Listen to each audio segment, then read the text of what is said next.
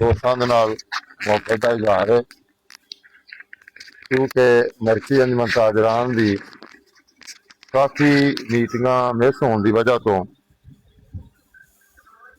कुछ शकूको शुबात और मुखालफीन कुछ अफवाह पैदा करने की कोशिश कर रहे सन।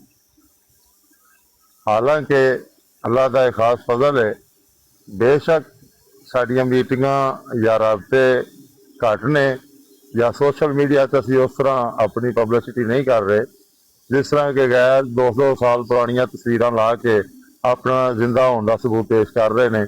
हालांकि वह जिंदा नहीं, आपस में तकसीम होना एक किस्म की तंजीमां ने मुर्दा होने की दलील है। तो असी मालिक कायनात का जिन्ना भी शुक्र अदा करिए घट है कि हर एक कारकुन दे नाल, हर जिम्मेदार नाल मुखालफा ने राबता करके उन्होंने तकसीम करने की, साढ़े तो जुदा करने की कोशिश की है, लेकिन बाइया के बाइया मैंबर से एक भी ऐसा नहीं कि जोड़ा उन्होंने नाल शामिल होया।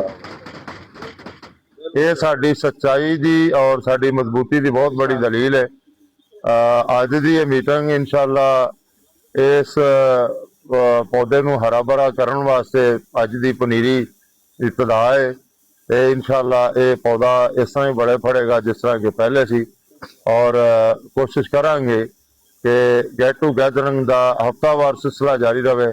महाना तो बड़ी दूर की गल है, बड़े नागे हो गए हैं। इंशाअल्लाह उन्होंने सारे नागों की कसर पूरी करके ते आने वाले वक्त जोड़ा कि करीब है, जो खैर मुखालफा भी खड़क रहा है, वो इंशाअल्लाह भरपूर जवाब देंगे और मुस्बत जवाब देंगे। उम्मीद करना कि अल्लाह ताला साढ़े साथियों को नजर बद तो और मुखालफा के हमले तो महफूज रखते हुए मजीद मुतहद करेगा, और इंशाअल्लाह ये परवान चढ़द्या होया शहर उत्ते अपना एक अरूज का सबूत पेश करेंगे। अल्लाह ताला आप दा बाप दा हामी नासर हो और आप दे तमाम तर मामला अल्लाह ताला आपकी मदद फरमाए। अल्लाह ताला आप दा हामी नासर हो। पाकिस्तान जिंदाबाद।